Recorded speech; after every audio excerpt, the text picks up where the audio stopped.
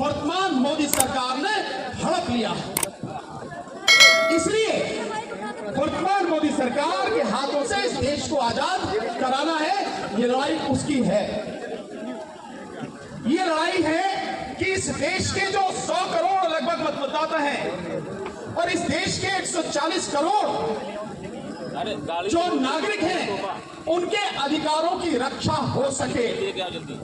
ये लड़ाई है कि इस देश का जो अनपढ़, अशिक्षित, साधारण, गरीब, दबा कुचला जो व्यक्ति है, जो इंसान है, जो वोटर है, जो देश का नागरिक है, कोई भी उसका हक लूट ना सके, उसे उसका हक मिले। ये उसकी लड़ाई है साथियों। हमारा बहुत सीधा सा कहना है, देश में चुनाव सबसे महत्वपूर्ण प्रक्रिया है। देश के संविधान के अनुसार देश के लोकतंत्र को बचाने के लिए संविधान के हिसाब से चुनाव हो और देश में free, fair and transparent election हो। ये जिम्मेदारी देश के संविधान ने देश के चुनाव आयोग को दी है। लेकिन चुनाव आयोग अपनी जिम्मेदारी न निभा के एक व्यक्ति विशेष और सरकार की गुलामी करने में लग गया है। उसे गुलामी करनी है तो करे, लेकिन देश उसकी गुलामी से तबाह हो जाए, ये हम किसी हालत में बर्दाश्त नहीं करेंगे। इसलिए चुनाव आयोग को भी और इस देश की सरकार को भी हम चेतावनी देते हैं कि इस बार हम किसी कीमत पर भी ईवीएम से चुनाव नहीं होने देंगे। साथियों, आज भी देश में 2 तरह से चुनाव हो रहे हैं और आप बताएंगे, मेरी बात छोड़िए, आप खुद इस बात को कहेंगे। 2 तरह से चुनाव हो रहे हैं। एक बैलेट पेपर से, जिसे आप पोस्टल बैलेट पेपर कहते हैं। कहते ही तो पोस्टल बैलेट क्या है? पोस्टल बैलेट वो बैलेट पेपर से चुनाव। और एक तरफ हो रहे हैं ईवीएम से चुनाव। तो एक ही देश में 2 पद्धति से चुनाव क्यों हो रहे हैं? अगर संविधान में ये प्रावधान किया गया या सरकार में संशोधन किया गया तो या तो चुनाव बैलेट पेपर से होते या चुनाव ईवीएम से होते। इसका मतलब यह है कि ये संवैधानिक प्रावधान नहीं है, ये कानूनी प्रावधान नहीं है, ये बेईमानी है सरकार की और ये बेईमानी है सरकार की गुलामी करने वाले इलेक्शन कमीशन की। इसलिए ये जो भेदभाव हो रहा है, अब ये बर्दाश्त किसी कीमत पर किया नहीं जाएगा। देश के हर वोटर को, देश के हर नागरिक को ये जानने का हक है कि वो जिस प्रक्रिया से चुनाव दे रहा है, वो चुनाव की प्रक्रिया पूरी तरह से स्वतंत्र, निष्पक्ष और पारदर्शी हो। ये उसका हक है। लेकिन आपकी आंखों के सामने आप सब लोग देख रहे हैं ईवीएम के माध्यम से किस तरह से हमारी वोटों को लूटा जा रहा है। 2 उदाहरण से आप समझेंगे। पहले मैं उत्तर प्रदेश का बताता हूं। आपने, हम सबने देखा, मैं पूरे चुनाव में, चुनाव प्रचार में शामिल था माननीय अखिलेश यादव जी के साथ, और मैंने पूरे उत्तर प्रदेश में देखा कि लोगों को बिना बुलाए जहां भी उन्हें लगता था, जहां भी पता लगता था कि यहां मीटिंग है, लोगों का हुजूम इकट्ठा होता था। इतनी जबरदस्त तरीके से लोग साथ में थे। और यूथ, विशेषकर जो बेरोजगार यूथ है, जो लड़ रहे थे, वो इतनी बड़ी संख्या में रेलों में भर भर कर अपने गांव पहुंचे और वोट डालने के लिए पहुंचे। वोट कहां गया? कहां गया वो वोट? और जिस दिन काउंटिंग हो रही थी उस दिन आपने देखा होगा कि 403 विधानसभा सीटों में से 304 विधानसभा सीटों पर पोस्टल बैलेट की गिनती के समय समाजवादी पार्टी 304 सीटों पर आगे थी। और जब ईवीएम से रिजल्ट आया तो पता लगी कि बिल्कुल उलट हो गया। समाजवादी पार्टी 121 सीटों पर सिमट गई और बीजेपी, जिसका अता पता भी नहीं था, जो केवल 90 सीटों पर थी, वो सरकार बना रही थी 250 से ज्यादा सीटें लेकर। तो क्या ईवीएम की बेईमानी नहीं थी? बताइए, आप सब लोग चुप कैसे हैं? क्या ईवीएम की बेईमानी नहीं थी? ईवीएम की बेईमानी, हाथ उठाकर बताइए, ईवीएम की बेईमानी थी?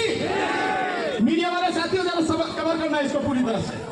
दूसरा साथियों, अभी 5 राज्यों में चुनाव हुए।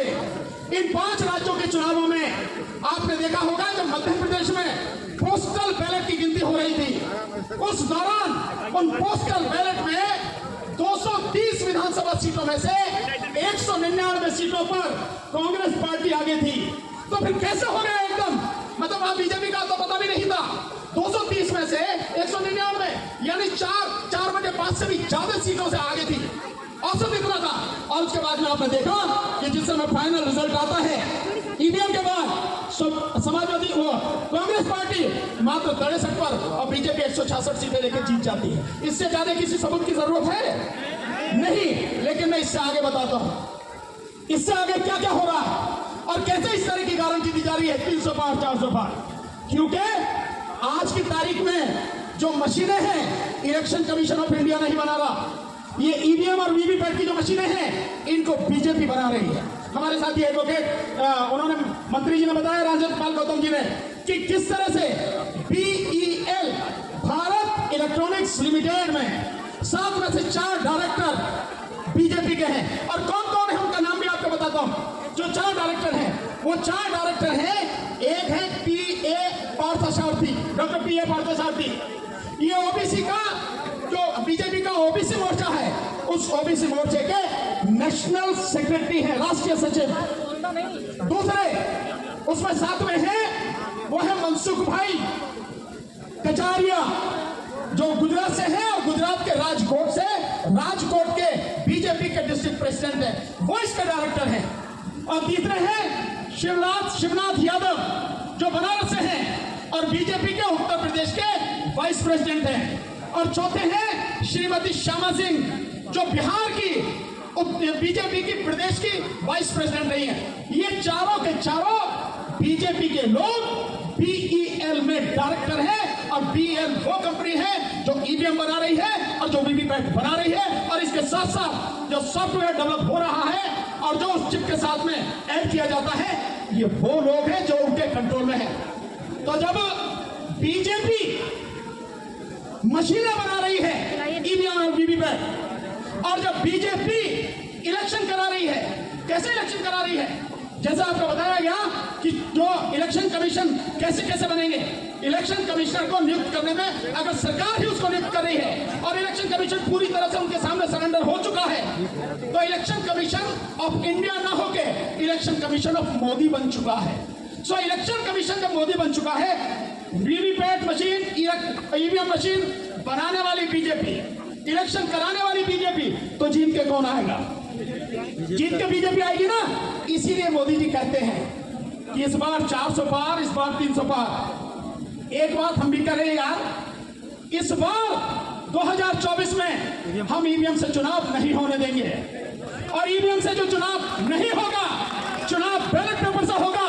और मोदी जी आप 400 की बात कर रहे हो, 1 जीरो हम कम कर दे रहे हैं, तुम दूसरी जीरो जो है ना 40 पार करके दिखाओ। 400 की तो बहुत दूर की बात है। किसी कीमत पर 40 पार नहीं कर पाएंगे।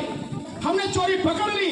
और केवल इतना ही नहीं है साथियों, हम लोग कल दिल्ली में जो हमारा ईवीएम हटाओ संयुक्त मोर्चा, उसका जो कार्यालय है तेरे ई भरोसा रोड, उस पर 3 बजे हम प्रेस कॉन्फ्रेंस करने जा रहे हैं। और उस प्रेस कॉन्फ्रेंस में एक बड़ा घोटाला जिसमें इस देश का इलेक्शन कमीशन पूरी तरह से शामिल है, सबूतों के साथ घोटाले का उजागर करेंगे। कल हम उसको बताएंगे और इलेक्शन कमीशन को नंगा करेंगे।